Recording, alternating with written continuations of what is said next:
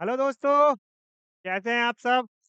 जैसा कि आपको पता है, जेईई मेंस का पेपर हो चुका है और अब बच्चे जेईई एडवांस के लिए तैयारी में जुटे होंगे, जिनकी स्ट्रैटेजी की वीडियो हमारी पहले ही आ चुकी है चैनल पे। अब हम बात करेंगे बिट्स पिलानी के बारे में। तो कुछ बच्चे जो बहुत स्मार्ट होंगे, वो कंप्लीटली बिट्स पिलानी पे फोकस कर रहे होंगे, रैदर देन कि जेईई एडवांस पे। कि ऑब्वियसली आपको थोड़ा स्मार्ट वर्क तो करना पड़ेगा। आपको पता है कि कौन-सा पेपर आपके लिए आने वाला है और उस पेपर पे आपको कंप्लीट फ़ोकस करना पड़ेगा।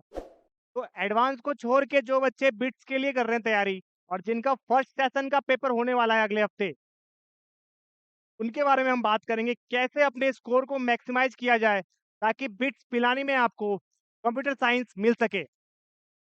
अधिकतर बच्चों का ड्रीम होता है कि बिट्स पिलानी से वो कंप्यूटर साइंस ले या फिर इलेक्ट्रॉनिक्स इंजीनियरिंग ले। आज हम इनके बारे में डिस्कस करने वाले हैं दोस्त। देखो, काम जो है ना अपना, फर्स्ट सेशन का होने वाला है, ऊपर नीचे डेट हो सकती है और सेकंड सेशन का अगले महीने होगा। और इसके लिए हमें क्या करना है, ऑन टाइम प्रैक्टिस करनी है। मतलब टाइम के अकॉर्डिंग प्रैक्टिस करनी है दोस्तों। ऐसा नहीं करना है कि रैंडमली क्वेश्चंस की प्रैक्टिस कर रहे हो। टाइमिंग बहुत इंपॉर्टेंट है और सारे चैप्टर इंपॉर्टेंट हैं। All chapters are very important here. सारे चैप्टर्स की क्या करनी है, प्रैक्टिस करनी है। और लॉजिकल रीजनिंग और इंग्लिश भी हमारे लिए इंपॉर्टेंट है। ठीक है दोस्तों? और मॉक टेस्ट आप जितना लगाओगे ना, उतना आपके लिए फ़ायदेमंद है, ठीक है? उतना ज़्यादा आपकी प्रैक्टिस होगी, आपको वीकनेस पता चलेगी।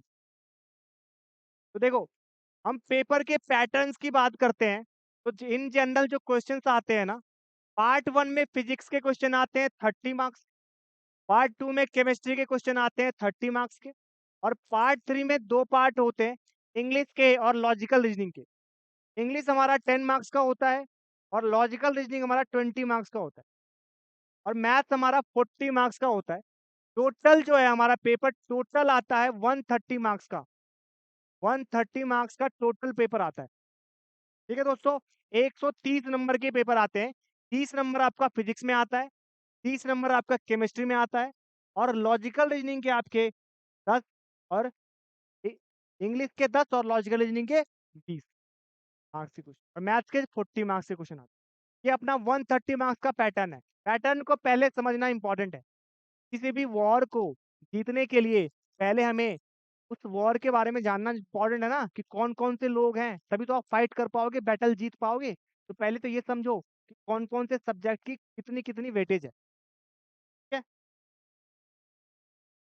अब देखो, मैं आप हर एक सब्जेक्ट का ना आपको समझाता हूँ कहाँ से क्या करना है अपने को, है ना?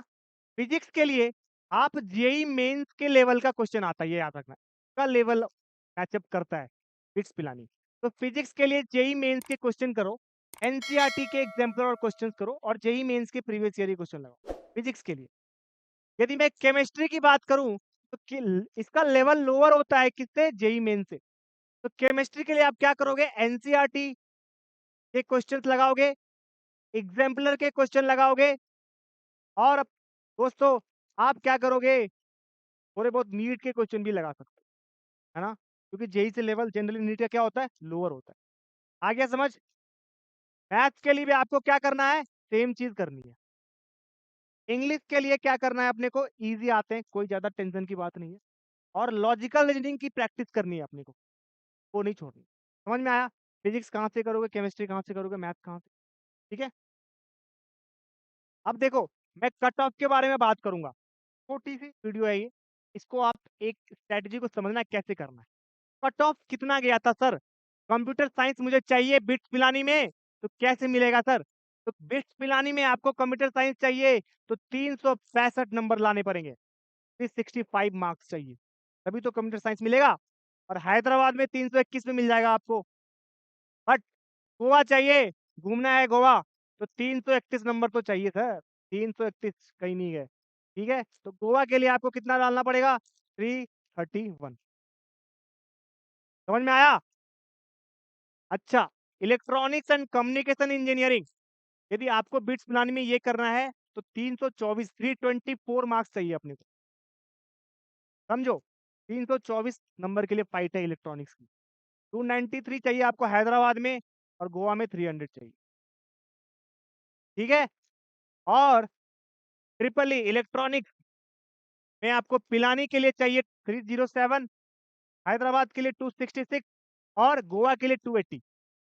तो यानी कि आपको यदि बिट्स पिलानी से कंप्यूटर साइंस चाहिए तो 365 नंबर तो लाने होंगे, और इलेक्ट्रॉनिक्स चाहिए तो 324, और समझ में आया, इलेक्ट्रिकल इंजीनियरिंग चाहिए तो 3। ये मैं प्रीवियस ईयर के कट ऑफ आपको एनालिसिस करके बता रहा हूँ, ठीक है। इस साल का कट ऑफ इसी से प्लस माइनस रहने वाला है। इन जनरल इतने कट ऑफ जाते हैं इसके, तो आपको ये समझना पड़ेगा आपको कितने मार्क्स लाने पड़ेंगे। तो हाई परसेंटेज होती है, तो बिट्स का जो पेपर होता है में मैक्सिमम आपको हाई मार्किंग होती है, हाई मार्किंग लानी पड़ती है, तभी आपको कॉलेज मिलेगा, क्योंकि सीटें काफ़ी कम है और काफ़ी अट्रैक्टिव होता है ये। तो क्या-क्या करना चाहिए सर हमें इतने मार्क्स लाने के लिए? तो कुछ नहीं करना, आप केवल प्रैक्टिस करो टाइम बॉन्डेड प्रैक्टिस करो, ऐਵੇਂ ही कोई भी क्वेश्चन मत उठाओ। टाइम बॉन्डेड प्रैक्टिस करो पहले। दूसरी चीज़, सारे चैप्टर करने हैं, including those chapter which are less important for JEE mains और एनी अदर एग्जामिनेशन। सारे चैप्टर करने हैं, you have to do all the chapters, every chapter is important here. सारे चैप्टर करने हैं, ऑल द चैप्टर्स करने हैं अपने को। समझ में आया? लॉजिकल रीजनिंग और क्वेश्चन इंग्लिश भी इंपॉर्टेंट है, ये भी अपने को ध्यान में रखना है। और सबसे important, very very important, mock test तो करने ही करने हैं। तो मॉक टेस्ट आपकी एलिजिबिलिटी को बताएगा कि आप कितने नंबर नीचे हो और पीछे हो, ताकि आपको कौन सा कॉलेज मिलेगा या नहीं भी मिलेगा आपको। तो मॉक टेस्ट दो, उसको एनालिसिस करो कि किस सेक्शन में आपका वीक है, किस सेक्शन आपका स्ट्रांग है, तो कैसे मैं अपना स्कोर इंप्रूव करूं। तो mock test is very important here दोस्तों, और रिवाइज तो करना ही है, ठीक है।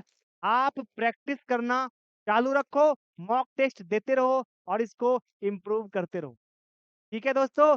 अगली वीडियो में मिलेंगे तो फर्दर मैं इसके बारे में अगली स्ट्रेटेजी बताऊंगा।